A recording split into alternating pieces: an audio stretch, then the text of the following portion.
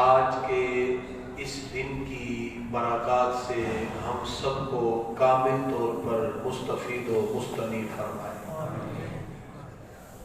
ہماری آج کی گفتگو قرآن و سنت کی روشنی میں اس انداز میں پیش کی جائے گی جس میں ہر شخص کے حقوق و فرائض کا ذکر بھی ہوگا اور بالخصوص اسلام کے پیرائے میں جو اللہ اس کے رسول کے حکم کے مطابق عورت کا مقام ہے اس کا تصور پیش کرتے ہوئے اسلام کے تصور شرم و حیا کو ہم پیش کریں گے۔ اس کے ساتھ ساتھ ذیلی عنوانات پر بھی بات ہوگی۔ دعا ہے پروردگار کی بارگاہ میں اللہ تعالیٰ آج کے اس دور کی وہ پرفتن لا یعنی باتیں جو اس وقت سوشل میڈیا پہ عام ہو چکی ہیں، پروردگار ہم سب کو اس کے برے اثرات سے محفوظ فرمائے اور امت مسلمہ کو پروردگار اتحاد کی دولت عطا فرمائے، اور جہاں کہیں مسلمانوں پر بالخصوص بھارت کے مسلمانوں پر جو ظلم و ستم کا سلسلہ جاری ہے، پروردگار ان ظالموں کو کیفر کردار تک پہنچائے، مسلمانوں کو ملی وحدت رب قدوس عطا فرمائے۔ تو اس اعتبار سے آج مختلف موضوعات کو جمع کر کے ہم بات کریں گے۔ سب سے پہلے ہم اپنی گفتگو کا آغاز اس نقطہ سے کرتے ہیں کہ اسلام نے جو ہمیں رشتوں کے مابین تعلقات کے فروغ کی بات کی، اس میں ایک معاشرے کی ڈیولپمنٹ کیسے ہوتی ہے۔ یاد رکھیے، معاشرہ بنتا ہے فرد سے، اور فرد سے گھرانہ بنتا ہے، اور گھرانے سے پھر آگے قبائل ہیں، اور پھر قبیلوں کے ساتھ ساتھ محلہ اور علاقے کے ساتھ ساتھ لوگوں کے مابین تعلقات کے فروغ سے معاشرہ تشکیل پاتا ہے۔ سوشل ایکٹیویٹیز کے اندر ایک دوسروں کے مابین جو تعلقات ہیں، یہ جو رشتوں کی لڑی میں ہمیں اسلام پرو دیتا ہے، یہ وہ خوبصورت تصور ہے جس سے رشتوں کو تحفظ بھی ملتا ہے، اور جسمانی اور ذہنی طور پر تحفظ کے ساتھ ساتھ انسان کو روحانی بالیدگی بھی نصیب ہوتی ہے۔ چونکہ ہمیں اسلام صلہ رحمی کی بات کرتا ہے، رشتوں کو جوڑنے کا حکم دیتا ہے، اس کو عبادت کے تصور سے قائم کیا گیا۔ گرامی حضرات، جس طرح مغربی معاشرہ آج اگرچہ وہ ترقی کی بات کرے تو رشتوں کو جس انداز میں انہوں نے سبوتاژ کیا، اس مقابلے میں ایک اسلامی معاشرہ اس انداز میں ایک دوسرے کے تعلق اور رشتے کو مضبوط کرنے کی بات کرتا ہے، جس سے خوبصورت معاشرہ تشکیل پا جاتا ہے۔ ایک بات ذہن میں رکھیے گا، دنیا کے جتنے مذاہب ہیں، آپ کو ان مذاہب میں حقوق پر بات کرتے ہوئے لوگ ضرور ملیں گے۔ یہ جملہ بڑا عام ہوگا، توجہ رکھنا۔ وہ کہیں گے جی کہ ہم پیرنٹس رائٹس کی بات کرتے ہیں، وومن رائٹس کی بات کرتے ہیں، پھر وہ ان کو کسی نہ کسی دین سے جوڑ دیتے ہیں، یعنی حقوق کی بات کرتے ہیں، پھر وہ حقوق کو کسی دین سے جوڑ دیتے ہیں۔ جیسے اگر وومن رائٹس کی بات ہے تو وومن ڈے، پیرنٹس رائٹ کی بات ہے تو پیرنٹس ڈے، اسی طرح ٹیچر رائٹس کی بات ہے تو ٹیچر ڈے۔ اس طرح انہوں نے حقوق کو کسی نہ کسی دن سے جوڑا ہے۔ ہمارے معاشرے میں کبھی ایسے دن منائے نہیں گئے۔ کبھی آپ نے پہلے سنا ہو کہ لوگ ٹیچر ڈے منا رہے ہیں، پیرنٹس ڈے منا رہے ہیں، پہلے کبھی یہ دن نہیں منائے گا۔ لیکن جیسے جیسے مغرب کے ساتھ ہماری تہذیب کو جوڑا گیا، ایک روشن خیالی کی لہر چلی، اب لوگ اسی مغرب کے لوگوں سے متاثر ہو کر اسی طرح دن منانا شروع ہو گئے۔ یاد رکھیے، دنیا کا ہر مذہب یا ہر کلچر یا ہر تہذیب حقوق کی بات کرتا ہوا آپ کو نظر آئے، لیکن اسلام کا تصور ان سب سے جدا ہے۔ وہ کہتے ہیں والدین کے حقوق، ٹیچر کے حقوق، عورت کے حقوق، تو اس طرح حقوق کی وہ بات کرتے نظر آتے ہیں۔ اسلام کہتا ہے صرف حقوق کی بات نہ کریں بلکہ فرائض کی بھی بات کریں۔ ہمارے معاشرے کا بھی سب سے بڑا پرابلم یہ ہے کہ ہر بندہ حقوق کی بات کی طرف جا رہا ہے۔ ڈاکٹر سڑکوں پہ نکلے ہوئے ہیں، جی ہمارے حقوق نہیں مل رہے، ہم کہتے ہیں آپ اپنے فرائض پورے کر رہے ہیں۔ ایمرجنسی میں لوگ مر رہے ہیں، کہتے ہیں فرائض چھوڑیں، حقوق تو میں ملے۔ عورتیں کہتے ہیں ہمیں حقوق ملے، ہم کہتے ہیں فرائض کدھر ہیں؟ تو اسلام کا جو خوبصورت معاشرے کا تشکیل کا جو پروگرام ہمارے پیارے نبی صلی اللہ علیہ وسلم نے خطبہ حجت الوداع کے موقع پر دیا، اس میں صرف حقوق کی بات نہیں تھی، اس میں حقوق کے ساتھ ساتھ فرائض کو پورا کرنے کا بھی حکم تھا۔ اور اسلام نے کہا کہ والدین کے حقوق ہیں تو اولاد کے فرائض ہیں، اولاد کے حقوق ہیں تو والدین کے فرائض ہیں، بھائی کے حقوق ہیں تو بہن کے فرائض ہیں، بہن کے حقوق ہیں تو بھائی کے فرائض ہیں، شوہر کے حقوق ہیں تو بیوی کے فرائض ہیں، بیوی کے حقوق ہیں تو شوہر کے فرائض ہیں، استاد کے حقوق ہیں تو شاگرد کے فرائض ہیں، شاگرد کے حقوق ہیں تو استاد کے فرائض ہیں۔ الغرض جس رشتے کو بھی آپ دیکھیں گے اسلام صرف حقوق کی بات نہیں کرتا، اسلام کہتا ہے اپنے اپنے رائٹس اور حقوق کی بات بھی کرو، اپنی اپنی رسپانسبلٹیز کی بھی بات۔ لیکن جب معاشرے میں ایک آواز بلند ہوگی کہ ہمیں ہمارا حق ملے تو جواب آئے گا آپ اپنے فرائض کو پورے کریں۔ جیسے آج کل آواز بلند ہو رہی ہے، وہ کہہ رہے ہیں نہیں ہمیں صرف حق ملے، ہمیں حقوق ملے، فرائض ہم نے نہیں پورے کرنے، ہم نے صرف اپنا حق لینا ہے۔ تو کبھی معاشرے اس طرح نہیں بنا کرتے، معاشرے بنتے حقوق و فرائض کی تکمیل سے ہیں، اور ساری دنیا کے مذاہب اور سب تہذیبوں سے جدا اسلام کا خوبصورت تصور ہے جو ہمیں حقوق بھی سکھاتا ہے، ہمیں فرائض بھی سکھاتا ہے۔ اب چونکہ اس وقت جو بات سب سے عام ہے وہ ہے رشتوں کے تقدس کی، عورتیں بعض یہ مطالبہ کرتے ہیں، خواتین یہ مطالبہ کرتی ہیں جاتا، حالانکہ جتنا حق اسلام نے عورت کو دیا ہے کسی اور مذہب میں، کسی اور تہذیب میں عورت کو وہ تحفظ کا اور اس کے رائٹس اور اس کے فرائض اور حقوق کا کسی اور جگہ اس انداز میں درس نہیں دیا گیا۔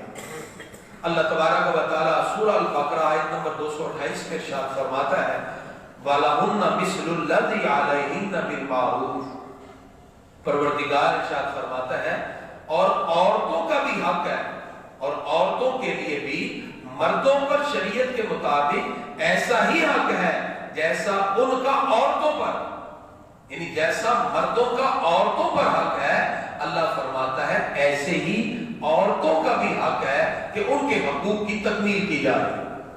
پروردگار ارشاد فرماتا ہے وَلِلرِّجَالِ عَلَيْهِنَّ دَرَجَةٌ، ہاں یہ بات ضرور ہے کہ اللہ نے مردوں کو درجے میں بلندی عطا فرمائی ہے، وَلِلرِّجَالِ عَلَيْهِنَّ دَرَجَةٌ، کہ مردوں کو مرتبہ اونچا دیا۔ وہ کیوں دیا؟ فرمایا وَاللَّهُ عَزِيزٌ حَكِيمٌ، اللہ غالب حکمت والا ہے۔ پروردگار ارشاد فرماتا ہے کہ تم اپنی بصیرت سے سوچتے ہو، اللہ اپنی حکمت سے تمہیں جواب دیتا ہے۔ تمہاری چھوٹی سی بصیرت اور رب کی حکمت میں اتنا ہی فرق ہے جتنا اس سے بھی زیادہ ہے۔ تم اپنی بصیرت سے کہتے ہو کہ یہ کیوں ہے، اللہ فرماتا ہے ہم اپنی حکمت سے تم سے بہتر جانتے ہیں، کیونکہ فرمایا لَقَدْ خَلَقْنَا الْإِنسَانَ فِي أَحْسَنِ تَقْوِيمٍ، اللہ فرماتا ہے ہم نے انسان کو بہترین صورت میں پیدا کیا۔ اگر ایک عورت یہ کہتی ہے کہ مجھے میرا حق کیوں نہیں دیا جا رہا، یا میری یہ صنف کیوں ہے، تو اگر اس کو کوئی جانور بنا دیا جاتا وہ کیا کہہ سکتی تھی، وہ کس سے لڑ سکتی تھی؟ یہ تو اللہ کی تقسیم ہے۔ ایک مرتبہ آپ علیہ الصلوۃ والسلام نے خواتین سے خطاب کیا اور فرمایا تم عقل میں بھی ناقص ہو، دین میں بھی ناقص ہو، انتن ناقصات العقل والدین۔ عورتوں نے عرض کیا یا رسول اللہ وبما یا رسول اللہ صلی اللہ علیہ وسلم، پیارے آقا ہم عقل میں اور دین میں ناقص کس طرح ہیں، کیوں ہے؟ صلی اللہ علیہ وسلم فرماتے ہیں بتاؤ تم دو عورتیں ملو تو کیا تم دو عورتوں کی گواہی ایک مرد کے برابر نہیں؟ عرض کیا ہاں۔ فرمایا اس اعتبار سے تم عقل میں عادی ہو، ناقص ہو۔ تم 2 عورتوں کی گواہی ایک مرد کے برابر ہے۔ آپ کا علیہ السلام فرماتے ہیں بتاؤ کچھ دن ایسے نہیں ہیں جس میں تم نمازیں نہیں پڑھ سکتی؟ عرض کیا ہاں۔ فرمایا تم دین میں بھی ناقص ہو، دین میں بھی ناقص ہو، فرمایا عقل میں بھی ہو۔ اب یہ پروردگار نے اس کو اس انداز میں بنایا، یہ اللہ کی حکمتیں ہیں، تو پروردگار نے اس انداز میں اگر اس کی تخلیق فرمائی ہے تو اس میں عورت کو اعتراض نہیں ہونا چاہیے۔ ایک مرتبہ حضرت رابعہ بصری علیہ رحمہ کے پاس کچھ عورتیں آ گئیں اور کہا دیکھیں جی عورتوں کو اللہ نے نبوت کا بھی منصب نہیں دیا۔ اب انہوں نے کچھ سوالات شروع کیے، حضرت رابعہ بصری علیہ رحمہ نے ان کو کہا خاموش، اور کہا اگر آپ یہ سوال کرتی ہو کہ عورت میں سے کوئی نبوت کے درجے پر فائز نہیں ہوئی، کیا تمہیں یہ بات کا اندازہ نہیں کہ ہر نبی کسی ماں کی گود سے پرورش پا کے بڑا ہوتا ہے؟ یہ ہے پوزیٹیو تھنکنگ، اور میں ہر نبی کسی ماں کی گود سے پرورش پاتا ہے۔ معلوم یہ ہوا کہ اسلام کا جو خوبصورت تصور ہے وہ پوزیٹیو تھنکنگ کے ساتھ ہے۔ عورت کو ایک مقام دیا، عورت کو ایک منصب دیا، کس اعتبار سے؟ عورت اگر یہ کہے کہ میں مرد کے بغیر اپنی زندگی گزار سکتی ہوں، سوال ہی نہیں پیدا ہوتا۔ عورت اگر بچپن میں ہے تو اس کو سب سے پہلے والد کی شفقتیں ملتی ہیں، باپ کی ذل عاطفت سے وہ تربیت پاتی ہے، باپ کے ناز و نام میں وہ تربیت پاتی ہے، اور پھر اس میں خود اعتمادی کی فضا قائم ہوتی ہے۔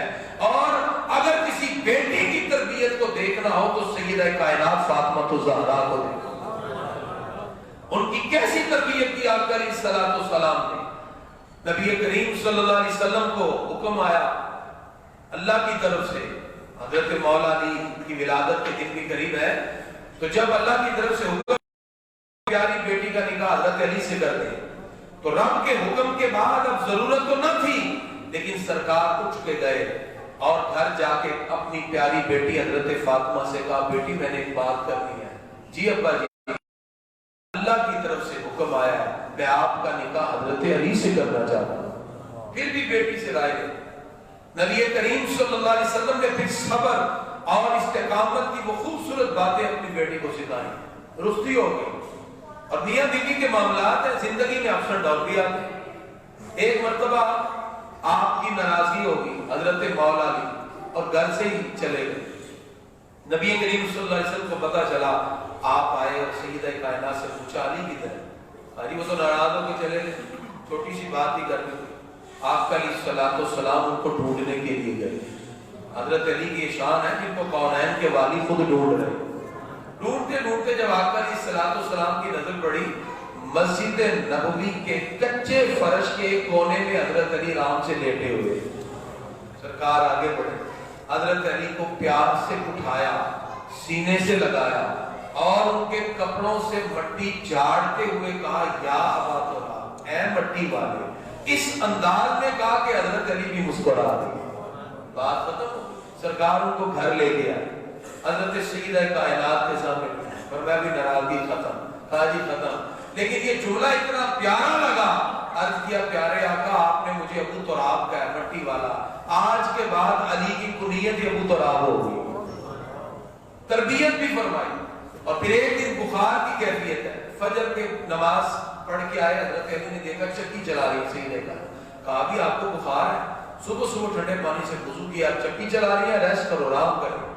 حضرت سیدہ کائنات نے کہا وضو کر کے نماز پڑھی ہے تو رب کی اطاعت کے لیے، اب چکی پیس رہی ہوں اپنے خاوند اور اپنے بچوں کی خدمت کے لیے۔ یہ وہ تربیت کا اثر تھا۔ اسلام بڑے خوبصورت انداز میں ان کی حقوق بیان کرتا ہے۔ یعنی اگر بیٹی ہے تو باپ کے ذل عاطفت میں ہے، وہ نانکوں کا پیار لیتی ہے، وہ دادکوں کا پیار لیتی ہے۔ یہ رشتوں کی جو لڑی ہے کہ میرا والد کون ہے، وہاں تو نکاح سے زیادہ فرینڈشپ کو ترجیح دی جاتی ہے کہ فرینڈشپ میں آئے، نکاح ہو بھی جائے تو چھوٹی سی بات پہ ڈیورس ہے۔ لیکن اسلام کا جو خوبصورت تصور ہے وہ ایک لڑی میں پرو دیتا ہے، اور وہ لڑی میں پرو دینا، وہ رشتوں کے تقدس میں آ جانا، وہ ایک بیٹی کو تحفظ تو دیتا ہے، وہ رشتوں میں پرو دینا اس بیٹی کو قیدی نہیں بنا دیتا، وہ قید میں نہیں آتی، وہ رشتوں کے تقدس میں آتی ہے، وہ خوبصورت تصور پیدا ہوتا ہے، وہاں ماں بہن بیوی بیٹی کا خوبصورت تصور جنم لیتا ہے۔ یہ اسلام کا خوبصورت تصور ہے۔ اور بیٹی کے بارے میں جو سرکار دو عالم علیہ السلام نے ارشاد فرمایا، آقا علیہ السلام فرماتے من کانت لہو انسا، یہی رہا وہ اس کو قتل نہ کرے، جیسے جاریت میں بیٹے دبا دیتے، ولم یہینہا، اور بیٹی کو کوئی باپ اس کی توہین بھی نہ کرے کہ وہ بیٹی ہے، توہین بھی نہ کرے، اور فرمایا ولم یؤثر ولدہ علیہا، اور اس پر بیٹے کو بھی ترجیح نہ دے۔ سرکار فرماتے ہیں جو بیٹی پر بیٹے کو ترجیح نہ دے، جو ان کی توہین نہ کرے اور جو اس کو زندہ نہ دفنا دے، ادخلہ اللہ الجنہ، جو بیٹی کی یوں پرورش کرے گا اللہ اسے جنت میں داخل فرمائے گا۔ اور ایک مقام پہ 3 بیٹیوں کے بارے میں پڑھتا ہے، من کان لہ ثلاث بنات، جو 3 بیٹیوں کی تربیت کرتا ہے، فصبر علیہن، پھر اس پہ صبر بھی کرتا ہے، وآتمہن وسقاہن وکساہن من جدتہ، وہ اس کو کھلاتا بھی ہے، پلاتا بھی ہے، تربیت بھی کرتا ہے، کن لہ حجابا یوم القیامۃ من النار، یہ بیٹیاں جہنم میں اس کو داخل ہونے سے رکاوٹ بن جائے، حجاب بن جائے۔ کہ نبی کریم صلی اللہ تعالی علیہ وسلم نے خاص طور پر ان چیزوں کا ذکر کر کے بیٹی کی شان کو بلند کیا۔ فرمایا پھر عورت اگر شوہر کے ساتھ اس کے حقوق کی بات کرے تو سب سے پہلے اس کو حق مہر دیا جاتا ہے، وہ پھر شوہر کی دہلیز میں قدم رکھتی ہے، اسلام نے اس کو حق دیا۔ اور اللہ تعالیٰ قرآن مجید فرقان حمید میں ارشاد فرماتا ہے وَعَاشِرْهُنَّ بِالْمَعْرُوفِ، عورتوں کے ساتھ اس نے سلوک کے ساتھ زندگی گزارو، فَإِن كَرِهْتُمُوهُنَّ، ممکن ہے کوئی عادت ان کی تمہیں ناپسند ہو، کوئی بات ان کی ناپسند ہو، کوئی فطرتی طور پر تمہاری نیچر ان میں جدا ہے، تو ہر بات ہر چیز مینٹیلٹی ایک جیسی نہیں ہوتی، ممکن ہے فَإِن كَرِهْتُمُوهُنَّ، تمہیں کوئی بات ان کی بری لگے، فَعَسَىٰ أَن تَكْرَهُوا شَيْئًا، ممکن ہے جس کو تم برا سمجھ رہے ہو، وَيَجْعَلَ اللَّهُ فِيهِ خَيْرًا كَثِيرًا، اللہ اس کے سبب پر تمہیں خیر کثیر عطا، اللہ اس کا بھی تمہیں بہترین اجر عطا فرما دے۔ تو پروردگار اس خاندان کو، اس فیملی کو خیر کثیر عطا فرماتا ہے جو مابین اپنے رشتوں کو تقویت دینے کی کوشش کرتے ہیں۔ یہ اسلام کا وہ خوبصورت تصور ہے، اس لیے نبی کریم صلی اللہ علیہ وسلم ارشاد فرماتے ہیں لا یفرق مؤمن مؤمنا، کوئی شخص کسی عورت کی کسی عادت پر کبھی بھی اس پہ ناراض نہ ہو، اس لیے کہ اگر ایک تمہیں اس کا کوئی ایسا خلق ناپسند ہے، تمہیں کوئی عادت ناپسند ہے، ممکن ہے اللہ تعالیٰ کوئی دوسرا اس کے لیے اس میں بہتری پیدا فرما دے، دوسری عادت اس میں کوئی بہتر ہو۔ تو یہ تصور بھی اسلام نے دیا، میاں بیوی کے حقوق کا تصور دیا۔ السلام سے ایک دن حضرت عائشہ صدیقہ عرض کرتی ہیں کہ میں جان جاتی ہوں کہ آپ ناراض کب ہوتے ہیں اور راضی کب ہوتے ہیں، اس کا مطلب مزاج سے بھی واقف ہے۔ آپ کا لسان فرماتے ہیں کیسے؟ فرمایا جب آپ راضی، نبی کریم صلی اللہ علیہ وسلم نے ان سے کہا حضرت عائشہ صدیقہ سے کہ میں جان جاتا ہوں کہ آپ کب ناراض ہیں اور کب راضی ہیں۔ کہا جی کیسے؟ فرمایا عائشہ جب تم راضی ہوتی ہو تو قسم اٹھاتی ہو لا ورب، اور جب تم ناراض ہوتی ہو تو قسم اٹھاتی ہو لا ورب ابراہیم، مجھے ابراہیم کے رب کی قسم۔ کہا آپ نے بالکل صحیح پہچانا، یہ مزاج تھے جو آقا علیہ الصلوۃ والسلام نے امت کو بتائے کہ پھر اگر وہ ماں ہے جنت تحت اقدام الامہات، جنت ماں کے قدموں کے نیچے ہے۔ گرامی قدرات، یہ سارے تصور ہمیں اسلام نے دیے، اور اسلام نے پھر عورت کا تصور دیا اور حقیقی مقام بتایا۔ علامہ اقبال کہتے ہیں کہ ایک دن شیطان نے اپنے چیلوں کی میٹنگ بلائی اشعار کی صورت میں۔ فکر اقبال بڑی خوبصورت ہے۔ ارمغان حجاز میں ابلیس نے اپنی میٹنگ بلائی اور ایجنڈا تھا انسان کو تباہ کیسے کیا جائے، ہلاک کیسے کیا جائے۔ علامہ اقبال کہتے ہیں کہ ابلیس نے اس میں خطاب کرتے ہوئے کہا، اشعار کی صورت میں اقبال کہتے ہیں کہ ابلیس نے خطاب کرتے ہوئے کہا عصر حاضر کے تقاضوں سے ہے لیکن یہ خوف ہو نہ جائے آشکارا شرع پیغمبر کہیں۔ اقبال کہتے ہیں ابلیس نے کہا کہ کہیں رسول لوگوں کے اندر عام نہ ہو جائے، ہمیں عصر حاضر کے تقاضوں سے بھی خوف ہے لیکن رسول اللہ کی شریعت کا بھی ڈر ہے۔ اگر لوگوں میں رسول اللہ کی شریعت کی محبت پیدا ہو گئی تو پھر کیا ہوگا؟ علامہ اقبال کہتے ہیں ابلیس نے کہا الحذر سوبار الحذر، رسول اللہ کی شریعت سے، شریعت مصطفی سے ان لوگوں کو دور رکھو۔ حافظ ناموس زن مرد آزما مرد آفری، لیے کہ اگر دلوں میں بس گئی تو ان کے دلوں میں عورت کا احترام بھی پیدا ہو جائے گا اور مرد میں غیرت بھی پیدا ہو جائے گا. تو نہ عورت میں احترام پیدا ہونے دینا عورت کا اور نہ مرد کی غیرت اس کے دل میں پیدا ہونے. یہ ابلیس نے اپنے چیلوں سے کہا کیونکہ جب مرد غیرت مند ہوگا تو یقیناً وہ عورت کو چادر چار دیواری کے تحفظ کے ساتھ رکھے گا اور اگر عورت کا احترام اس کے دل میں ہوگا تو پھر وہ اس کے حقوق کی تکمیل کرے گا. اور اگر عورت کا احترام بھی نہ ہو چادر چار دیواری کا تحفظ بھی نہ ہو تو پھر جس طرح بھارت کے معاشرے کے اندر عورت کو جوتے سے بھی کم حیثیت دی جاتی ہے پھر تو مسلمان بھی عورت کو یہ حیثیت دیں گے. یہ ابلیس نے اپنے چیلوں سے اندر نہ عورت کا احترام پیدا ہونے دینا نہ مرد کے دل میں غیرت پیدا ہونے دینا.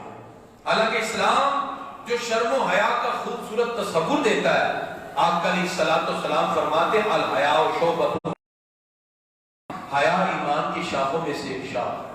فرمایا اگر دونوں میں سے ایک نہ رہے تو دوسرا بھی چلا جاتا ہے.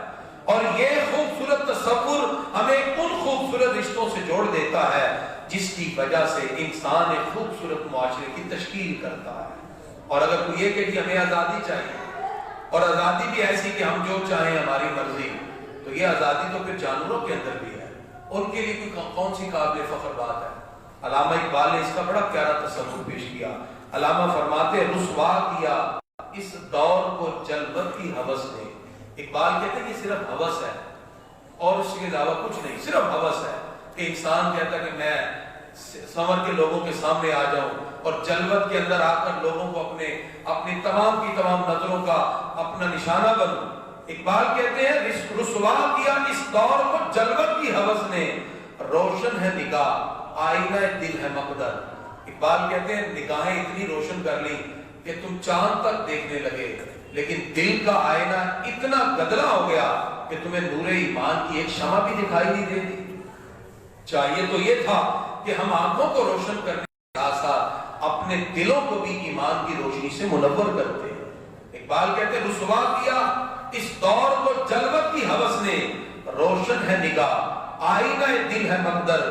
بڑھ جاتا ہے جب ذوق نظر اپنی حدوں سے، ہو جاتے ہیں افکار پراگندہ و ابتر.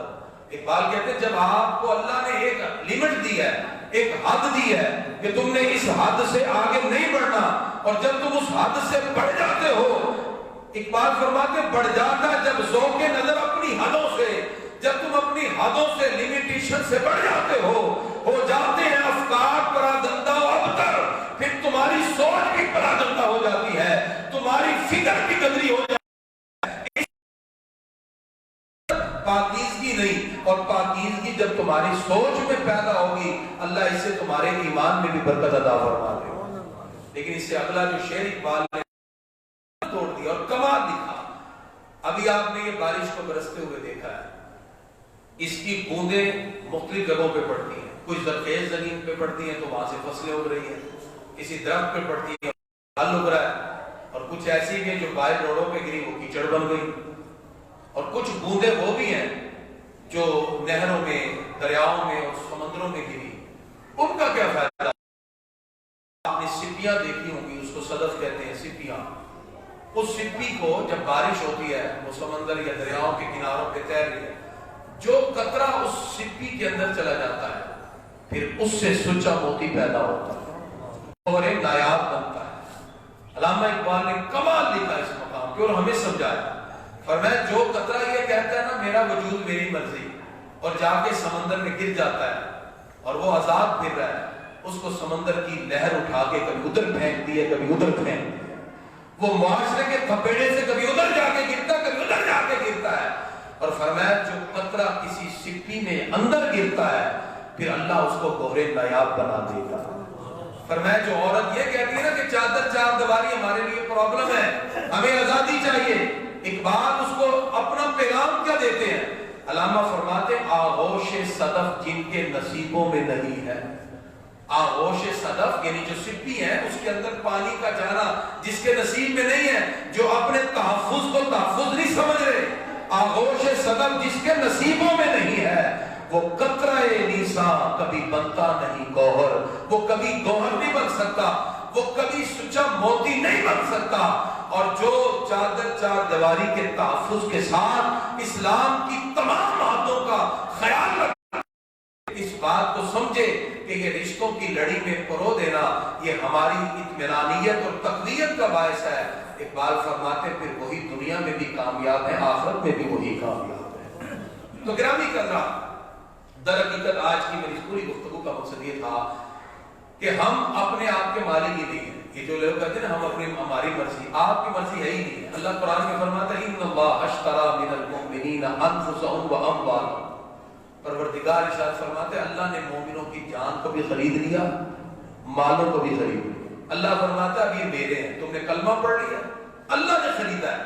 یا اللہ اگر ہمارے جسم کے خریدار یعنی آپ ہیں، آپ نے خرید لیا تو اس کا بدلہ کیا ہے؟ اللہ فرماتا ہے ان لہم الجنہ، پھر میرے کہے کے مطابق چلو گے میں تمہیں جنت الفردوس عطا فرماؤں، جنت اس کے بدلے میں عطا فرماؤں۔ اس کا مطلب انسان بحیثیت مسلمان کا مختار ہی نہیں ہے، اس کے پاس اختیار نہیں۔ یہ سب کچھ اللہ رب العزت نے اس بندے کو، جو بندہ مومن ہے، اس کی فکر، اس کی سوچ، اس کے رہن سہن، اس کی پریکٹیکل لائف سے لے کر اس کے مذہبی معاملات، اس کے معاشی معاملات، معیشت کے، سیاست کے سارے معاملات ایک پیرامیٹر کے ساتھ جوڑ دیے۔ وہ پیرامیٹرز نہ میں نے بنائے نہ آپ نے، وہ اللہ اس کے رسول نے مقرر کیے ہیں۔ کرتا ہے وہ دنیا میں بھی کامیاب ہے، وہ آخرت میں بھی کامیاب۔ یہی پاکیزہ رفاقت ہے۔ ایک شخص نے آگے، جاہلیت کا دور تھا، جب آقا علیہ السلام نے اسلام کی بات کی نا تو اس وقت بڑا عجیب لگتا تھا کہ رشتوں کو تقدس دینا، کیونکہ وہاں تو حال یہ تھا کہ ایک ماں اس بیٹے کی وراثت میں، یہ حالت تھی جاہلیت کے دور میں، تو وہاں برائی کرنا معیوب نہیں تھا۔ ایک شخص نے آگے آقا علیہ السلام سے عرض کیا، شعب الایمان سے پڑھ رہا ہوں یہ روایت، کہ پیارے آقا میں ساری برائیاں چھوڑ دی ہیں لیکن بدکاری والی نہیں چھوڑ دی، اس کی مجھے اجازت دے دیں۔ آقا علیہ السلام فرماتے ہیں اگر کوئی تمہاری والدہ سے بدکاری کرے تو تم پسند کرو گے؟ کہا جی نہیں۔ فرمایا پھر وہ بھی، فرمایا اپنی بیوی کے بارے میں؟ جی نہیں۔ فرمایا وہ بھی کسی کی بیوی ہو سکتی ہے۔ فرمایا کسی اپنی بیٹی کے بارے میں سوچ سکتے ہو؟ کہا جی نہیں۔ فرمایا پھر وہ بھی تو کسی کی بیٹی ہو سکتی ہے۔ جب آقا علیہ السلام نے یہ فرمایا، عرض کرتے ہیں پیارے آقا پھر میرے لیے دعا فرمائے کہ پروردگار یہ عادت مجھ سے دور کر دے۔ آقا علیہ السلام نے اللہم اغفر وطہر قلبہ وحسن فرجہ، یا اللہ اسے معاف کر دے، اس کے دل کو بھی پاک کر دے، اس کی سوچ کو بھی پاک کر دے۔ پر میں بس سرکار کی دعا کا ایسا اثر ہوا میرا ذہن کبھی برائی کی طرف گیا ہی نہیں۔ یعنی ہمیں نعرے تکبیر، نعرے رسالت، نعرے حیدری، نعرے تحقیق۔ اس لیے گرامی قدرات یاد رکھیے ہمارے ہاں جو اسلامی تہذیب ہے، اسلامک سویلائزیشن نے، کلچر نے ہمارے ہاں ایک تصور شرم و حیا رکھا ہے اور رشتوں کے تقدس کی بات کی ہے۔ جب ایک مسلمانی رشتوں سے جڑ جاتا ہے تو پھر وہ یقیناً ماں، بہن، بیوی، بیٹی کی حیثیت سے ایک دوسرے کی عزت کے تحفظ کی بات بھی کرتا ہے اور اس کا خیال رکھتا ہے۔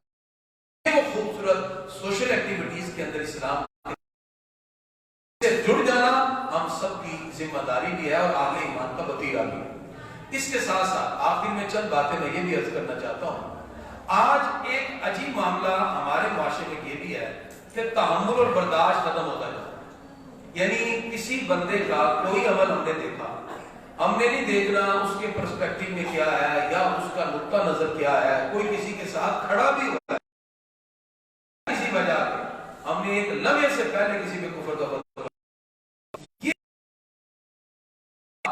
بڑھتا ہوا ایک سلسلہ ہے جو کسی مثال کے طور پہ فقہاء نے لکھا اگر ایک بندہ اپنی زبان سے ایسا کلام کرے جس کے اندر اگر احتمالات ہوں، یعنی اگر اس میں 99% بھی کفر کے احتمالات ہیں، 1% بھی اگر ایمان کا احتمال موجود ہے، پھر بھی آپ کسی کے بارے میں کفر کا فتویٰ نہیں لگا سکتے، اتنی احتیاط۔ لیکن یہاں کسی کے چھوٹے سے عمل پر اور برداشت اور تحمل ہمارے یہاں ختم ہوتا جا رہا ہے۔ یہ ایک ایسی روش ہے جس کی وجہ سے बहुत सी नफरतें एक दूसरे के दिल में पैदा हो जाती हैं। मुआशरे में रहते हुए, एक जगह रहते हुए हमें इतना मार्जिन तो देना चाहिए कि कोई बंदा अपनी राय को बयान तो कर सके। यानी हम कहें कि हमने ना सुनना है, ना हमने आपकी बात को किसी तौर पर किसी कंडीशन में लाना है, बस हमने आपको मारना है। ये कौन सी ये खूबी है? ये तो मुसलमानों की खूबी है, ना इस्लाम में, ना अखलाकियात में। ये कहाँ की है? राय का इख्तिलाफ कोई बात नहीं। आप हो सकता है मेरी किसी राय से इख्तिलाफ करें, आपस में किसी राय से इख्तिलाफ है, राय हो जाना कोई बड़ी बात नहीं, लेकिन उसको मुखालिफत में ले जाना ये बुरी बात है। इख्तिलाफ राय है, आप मेरी किसी बात से, किसी नुक्ते से उनकी नई राय रखते, आप कहते नहीं ये मेरी इख्तिलाफ है, आपसे इख्तिलाफ है। इख्तिलाफ राय का हो जाना कोई बड़ी बात नहीं, लेकिन उसको मुखालिफत में ले जाना ये दुरुस्त नहीं है, ना अखलाकी तौर पे ना मजहबी तौर पे। अगर किसी के बारे में गलत फहमी है तो उसका सबसे बेहतर अल्लाह बैठ के बात की जाए। आपको किसी बंदे का अमल अच्छा नहीं लग रहा, आपके भाई देखे, आप मेरे मुसलमान भाई हैं, मुझे आपका ये जो अमल है ना ये नहीं अच्छा लगता, मेरे सामने ये ना किया करें, या आप इस चीज को छोड़ दें, तो ये बात तो समझ आती है। लेकिन किसी के को ज़दो-ख़ौफ़ करना और तहम्मुल बर्दाश्त की सारी हदों को फलांग जाना इस्लामी नुक्ता निगाह से और किसी भी अखलाकी एतबार से ये दुरुस्त नहीं है। हमें कम से कम टॉलरेंस रखना चाहिए अपने अंदर। 0% भी टॉलरेंस नहीं है हमारे अंदर। 1 मिनट में हम फैसला करके उसको सरहद से पार कर देते हैं, एक बात। और दूसरा, आलमी सतह पर हमें कल भी बात की तशवीश हुई कि शायद ये एक आलमी सतह पर एक ऐसा प्रोग्राम है जिसकी वजह से मुसलमानों के ज़हनों में भी शक़्क़ व शुबहात पैदा किए। तो मैं चाहता हूँ कि इस पर भी बात हो जाए। याद रखिए, जो पाकीज़ा जगह है ना हरमैन शरीफैन की, वो दारुशफ़ा है, उसके करीब बीमारी नहीं पड़क सकती, बल्कि क़ुर्बे क़यामत में दज्जाल भी आएगा, ना वो मक्का में जा सकता है ना मदीना में जा सकता है, दज्जाल भी नहीं दाखिल हो सकता। लेकिन कल तशवीश हुई जब सेने हरम को खाली कर दिया, उन्होंने कहा तवाफ ही नहीं होगा और मस्जिद नबी को बंद कर दिया। बास दोस्तों का वहां फोन आया, उम्रे पे गए हुए थे। तो याद रखिए, हम इसे फिक्री तौर पर कमजोरी कह सकते हैं, अपने इत्तेकादी कमजोरी कह सकते हैं, वगरना वो जगह पाक है, वो तो दारुशिफा है, वहां तो सवाल ही नहीं पैदा होता कि बीमारी करीब आ सके। अलबत्ता ठीक है, एक बीमारी का सिलसिला, एक वायरस फैल रहा है, उसकी जो हिफाजती तदाबीर है वो अपनी जगह पर, और वो करनी भी चाहिए। वो तो आपका नहीं, सलातो सलाम में भी जब ताउन की बीमारी फैली, नबी करीम सल्लल्लाहु अलैहि वसल्लम ने कुछ दुआएं बताई, उसमें कुछ हिफाजती तदाबीर सहाबा किराम ने अपनाई। हिफाजती तदाबीर अपनी जगह पर, लेकिन उन पाकीज़ा जगहों को कतान बंद नहीं करना चाहिए। ये रवैया देखकर बाद लोग इस्लाम के बारे में भी शक़्क़ व शुबहात में मुब्तला हुए। हालांकि अग़यार के दिलों में ये बात ही नहीं है। चाइना का सदर खुद मस्जिद में दुआ करने के लिए आ रहा है कि मुसलमानों की मस्जिद में दुआ कराएंगे, अल्लाह ताला हम पे रहम फरमा दे। उनकी सोच ये है कि मुसलमानों की मस्जिदों में वुजू का जो तरीका और पाकीज़गी का है, इससे हमारे ये वायरस दूर होंगे, और हम ऐसे मुसलमान हैं कि हम खुद कमजोर हुए जा रहे हैं। हालांकि ऐसी कतई बात नहीं है कि जो लोग यहाँ से इहराम बांध कर जा चुके हैं उन पर लाजिम है कि वो वहाँ जो है वो उम्रा करें। अब सऊदी हुकूमत नहीं करने दे रही, तो फिर भी उनको वहाँ किसी को दम कहते हैं, क्योंकि उन्होंने इहराम बांध लिया है। अब उनको बगैर उम्रा मसला भी है। बहरहाल मामला चूंकि अपने अपने एतबार से हम ममालिक के, लेकिन ये शरई मसला था और इसकी वजाहत भी जरूरी थी। और इस एतबार से भी ज़हन में रखिए कि वो पाक जगह है, वहां कोरोना कैसे दाखिल हो सकता है। ये परवरदिगार हम सबको कुव्वत ईमानी अता फरमाए और रब्बे कुद्दूस उम्मत मुस्लिमा के जहां कहीं भी मुसलमान